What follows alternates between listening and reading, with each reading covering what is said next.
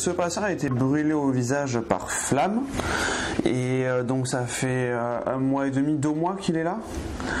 3 mois qu'il est là et donc ça fait maintenant un bon mois qu'on a commencé le traitement LPG, en plus bien évidemment de tout ce qu'on peut lui proposer au sein de la clinique. Donc avant de débuter le traitement, comme d'habitude, on vient palper, on vient voir, on vient regarder si la peau elle est rigide, où est-ce que ça peut bouger suffisamment, où on peut traiter, est-ce qu'il y a des zones qui sont très fragiles où on va pas pouvoir passer, notamment là juste en dessous des yeux, je repère une zone qui est un peu blessée et on va essayer de venir faire un pli de peau et voir où est-ce que ça se décolle.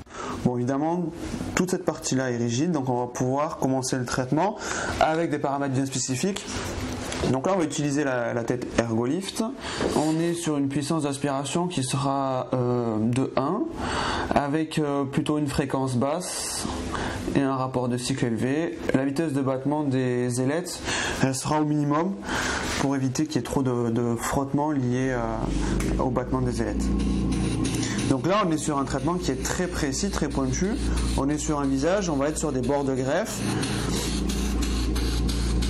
Donc on est très précis, évidemment les paramètres on les adapte en fonction de ce qu'on a sous les doigts et de ce que je viens de présenter.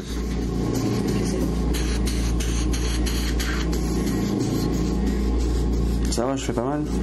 Pas du tout.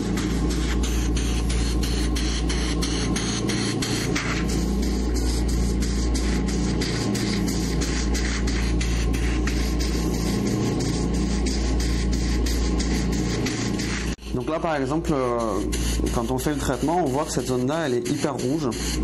D'accord, pour l'instant je ne suis pas encore passé dessus. Et si je fais mon test de vitropression et que je calcule le temps de recoloration cutanée, on voit qu'il est quasi instantané, ce qui signe que la peau est vraiment très inflammatoire.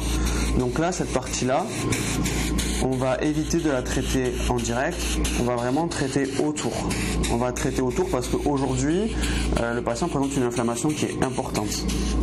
Peut-être que demain ça aurait été différent, peut-être que hier c'était différent, mais aujourd'hui on est autour de la cicatrice. Ce qui montre qu'on est vraiment sur un travail qui est très spécialisé et très pointu, et en fonction des patients qu'on a, on va vraiment adapter nos techniques, que ce soit dans la machine, les paramètres qu'on met dans la machine, ou que ce soit l'application avec la tête de traitement.